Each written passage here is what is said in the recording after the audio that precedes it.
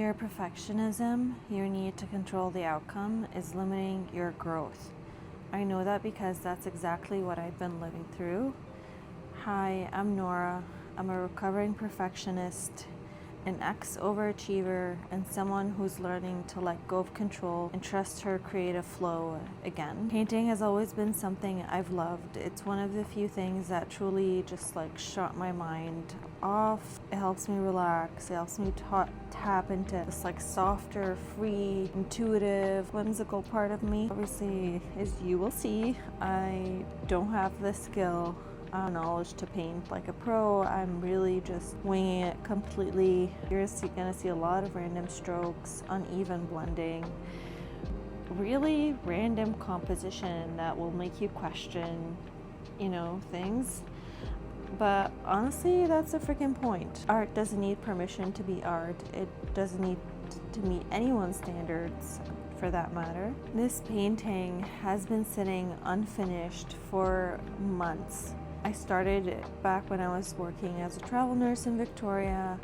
I was so excited when I got the idea and the vision in my head, a fairy on Venus. I love fairies. I love the whole magical, whimsical side of it.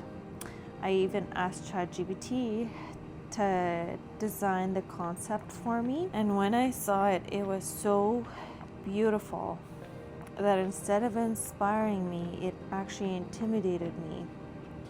My mind went straight to, oh, you can't do that, that's too perfect. So I didn't, and I quit. And then months later, when I was on my travel nursing assignment, I was like, you know what, you should do it. I'm gonna do it.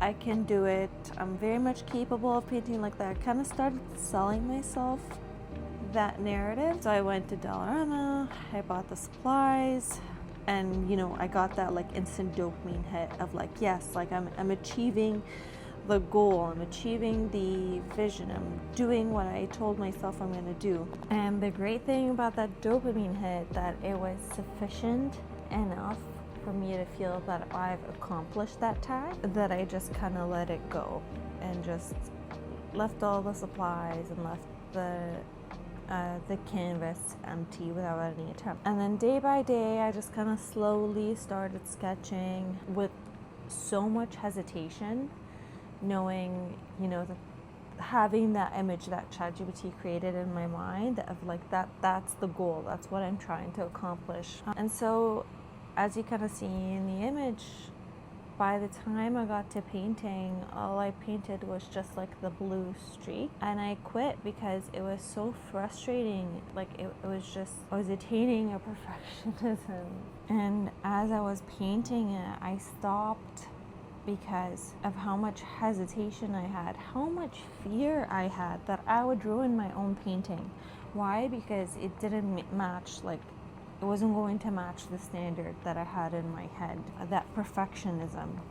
And instead of focusing on, the mindfulness part of it and how much I was relaxed as soon as I kind of held the brush and the things that you would want to focus on when you're doing art, I ended up being very miserable and I felt terrible about myself. And that's what perfectionism does. It kills the joy before, the process even begins. It's no longer about the journey. It's about what can you produce. With the help of therapy, I've learned that I was heavily equating my worth with how perfectly I can execute something. I mean, I was the A+ student, the one who always followed instructions, delivered results, and was always looking to make people, proud and happy with my work. And I carried that same mindset into my nursing career as well. I measured my competence by outcomes, even when the outcomes weren't fully in my control, and it burned me out completely. And without realizing it, it also stole my creative freedom. Every time I wanted to try something new, even, painting, new technique, there's one point in my life I even bought gouache and I really wanted to try it, and it's still sitting somewhere underneath my bed, or in storage, because of that fear of that I would ruin, the painting. If I can't guarantee a perfect result, then I wouldn't start. Like, it's not worth starting even. But this year, I have worked to change my mindset, and thankfully things are shifting. I've been living by this phrase, let go and let flow.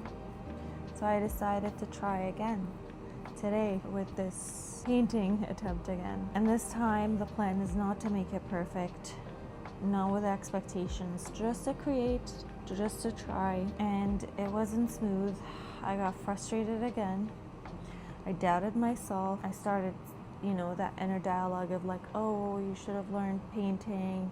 You don't know how to do it. These strokes are so messy and so random. I just kept kind of layering over and over. And then I started breathing and just telling myself that it doesn't matter. It doesn't matter. You got this. It's about you doing it. It's about the process. I kept saying that to myself. And then somewhere in that messy middle, I started relaxing and I found freedom. I ended up changing the whole painting, just started painting intuitively, and it kind of just transformed into something new, something honest and raw versus like a ChatGPT creation. As human beings, we get so fixated on the outcomes, on the finish line, but the truth is there's no finish line. You're not going to arrive somewhere. Life isn't about that. It's about being here. Every time I paint, I catch myself thinking about how it'll end up, but when I do that, I step out of the only real thing that exists, which is this moment. Past is gone, future doesn't exist yet, but right now, this brush stroke, this breath, this quiet moment of being, this mindfulness, that's what's real, and that's what the magic is. Specifically with painting. For you, that could be something else or another hobby. If you're like me, if you've ever abandoned something because it didn't meet your own, impossible standards, I want this video to be your permission slip. You don't need to be perfect to create. You just need to show up. Let go of the outcome, let flow take over. This painting isn't perfect. In fact, it honestly doesn't even make sense. But it's fine, it's honest, and it's enough. More than anything, I'm so happy with it, but not because of how it turned out. Not that I'm honestly mad about it, but I'm happy about it because I kept my word to myself. I honored it, and I said that I would do it, and I honored that creative part of me, that inner child of me that wanted to express herself, and I gave her space, and that is more than freaking enough. That is perfect in my opinion. So if any of this resonated with you or you found it helpful, welcome to Let Go and Let Flow.